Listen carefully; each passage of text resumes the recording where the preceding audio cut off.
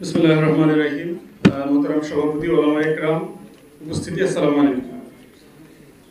আপনারা জানেন যে পৃথিবীর ইতিহাসে সবচেয়ে লম্বা সময় ধরে যারা শাসন করেছে তাদের মধ্যে অন্যতম হচ্ছে টার্কিশ এম্পায়ার, যাদেরকে অটোমান ওসমানীয় খেলাফত সাম্রাজ্য যে ভাষায় বলেন আর কি। অটোমান এম্পায়ারের সময়ে তারা মামলুক সহ হিসাব করলে প্রায় 800-850 বছর শাসন করেছে এবং এই পুরো ওসমানী খেলাফতের ভিতরে সবচেয়ে সফল শাসক বলা হয় সুলতান সুলাইমানকে। ইংলিশে ওনাকে নিয়ে লেজেন্ডারি বুকস আছে, কিংবদন্তি, সুলাইমান দ্য ম্যাগনিফিসেন্ট, প্রচুর বই পুস্তক আছে আর কি। ইউরোপের ঐতিহাসিকরা লিখেছেন যে জেনেসারিস ছিল তখন। জেনেসারিস মানে হচ্ছে ধরেন এলিট ফোর্স, যেটাকে আমরা বলি যে একটা সাম্রাজ্যে অনেক ধরনের ফোর্স থাকে, তার ভিতরে যেটা এলিট ফোর্স ছিল, যেটা সুলতান সুলেমান নিজে কমান্ড করতেন। তো ইউরোপের ইতিহাসে লেখা হয়েছে বিভিন্ন জায়গাতে যে জেনিসারিসরা আসছে, এটা শুনলেই 1/3 of the armies in Europe would have left the battlefield. জেনিসারি আসতেছে আজকের যুদ্ধে, এটা শুনলে ইউরোপের 1/3 সোলজার ব্যাটলফিল্ড থেকে চলে যেত। তারা এত দুর্ধর্ষ ছিল। তো সেই সময়ে আপনার সুলাইমানিয়া মসজিদ যেটা আছে, সুলতান সুলেমানের সবচেয়ে গ্র্যান্ড মস্ক যেটা বলেন, জাতীয় মসজিদ, সেই মসজিদে একজন ইমাম নিয়োগ হবে। তো ইমাম নিয়োগের জন্য এটা 1559-60 সালের কথা, একটা বিজ্ঞাপন দেওয়া হয়েছে। যারা তরুণ ওলামায়ে কেরাম এখানে আছেন তারা মিলায়া পড়বেন আর কি, আর যারা আকাবের আছেন, মুরব্বীরা আছেন, আপনারা ভাববেন যে আপনারা আসলে কি পড়াচ্ছেন। মুহাসাবা খুব জরুরি আমাদের নিজেদের জন্য। সেখানে 7টা রিকোয়ারমেন্টের কথা বলা ছিল যে গ্র্যান্ড মসজিদের, জাতীয় মসজিদের ইমাম নিয়োগ হবে, 7টা যোগ্যতা দরকার। প্রথম বলা আছে তাকে 4টা ভাষায় পারদর্শী হতে হবে, আরবি, ফার্সি, তুর্কি এবং ল্যাটিন। ল্যাটিনের জায়গায় আজকে কোন ভাষা যোগ হবে? ইংরেজি। দ্বিতীয় যোগ্যতা বলা হয়েছে তিনি ইসলাম যেমন জানবেন, তিনি তুলনামূলক ধর্মতত্ত্ব জানবেন, মানে তিনি বাইবেল জানবেন, তোরা জানবেন, old testament, new testament, everything জানবেন। তিনি প্রত্যেক ধর্ম সম্পর্কে তার ধারণা থাকবে। তৃতীয় বলা হয়েছে যে ইসলামের শরিয়া এবং ফিক সম্পর্কে তার অগাধ নলেজ থাকবে এবং পৃথিবীতে মুসলিম বিশ্বে প্রচলিত প্রত্যেকটা মাযহাবের উপরে তাকে পণ্ডিত হতে হবে, তৃতীয় যোগ্যতা।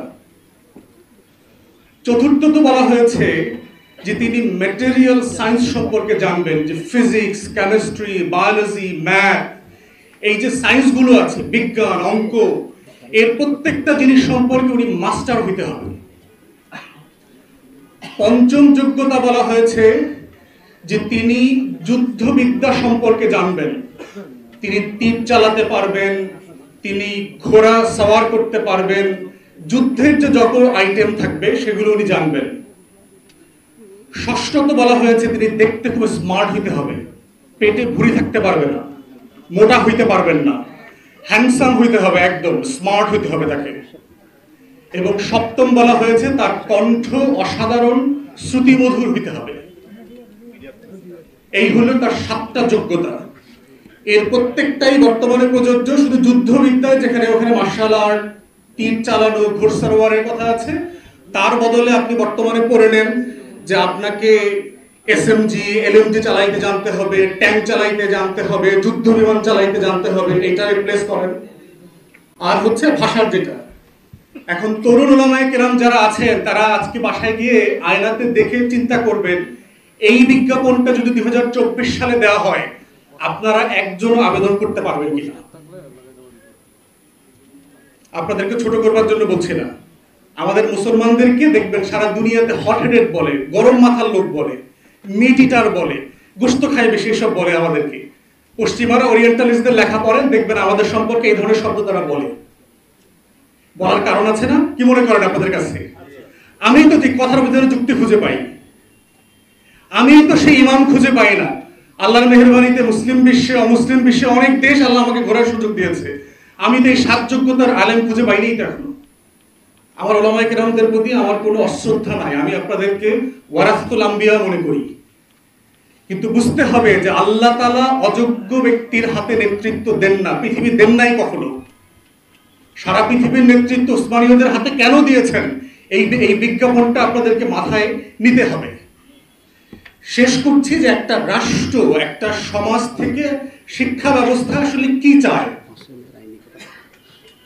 সেটা হচ্ছে যে তিনটা জিনিস অ্যাচিভ করতে চায় নাগরিকদের কাছ থেকে। একটা হচ্ছে যে সে কিছু জ্ঞান শিখাইতে চায়, তার সম্পর্কে, তার চারপাশ সম্পর্কে, তার সমাজ সম্পর্কে, তার ইতিহাস, তার সমসাময়িক দুনিয়া সম্পর্কে জানাইতে চায়। এটাকে আমরা বলি নলেজ পার্ট। দ্বিতীয়ত হচ্ছে একটা স্কিল পার্ট আছে, যে আমি কিছু কাজ জানি, আমি যে স্কুলে কলেজে মাদ্রাসায় পড়ছি, আমি নাপিতের কাজ জানি, আমি মিস্ত্রির কাজ জানি, আমি আইন পেশা জানি, আমি মসজিদ কমিটি ম্যানেজমেন্ট জানি, আমি কোনো না কোনো কাজ জানি, 4-5টা কাজ জানি, এটাকে বলে স্কিল পার্ট। থার্ড হচ্ছে শিক্ষা ব্যবস্থা চায় যে নৈতিক মূল্যবোধ, ভ্যালুস তৈরি হোক একটা সমাজে। কোনটা রাইট, কোনটা রং, কোনটা সত্য, কোনটা অসত্য, কোনটা ঠিক বেঠিকের একটা মানদণ্ড শেখানো হবে। এইটাই হচ্ছে যেটা আপনারা বারবার ইসলামী শিক্ষা ব্যবস্থার কথা বারবার বলছেন। প্রশ্ন হচ্ছে বিকল্প তৈরি করা দরকার। সরকারের সমালোচনা এনাফ না, প্রত্যেক ক্লাসের বই ধরে ধরে বিকল্প বই ইসলামের দৃষ্টিতে প্রকাশিত হওয়া দরকার, এটা এক্সাম্পল করা দরকার। সালাম আলাইকুম।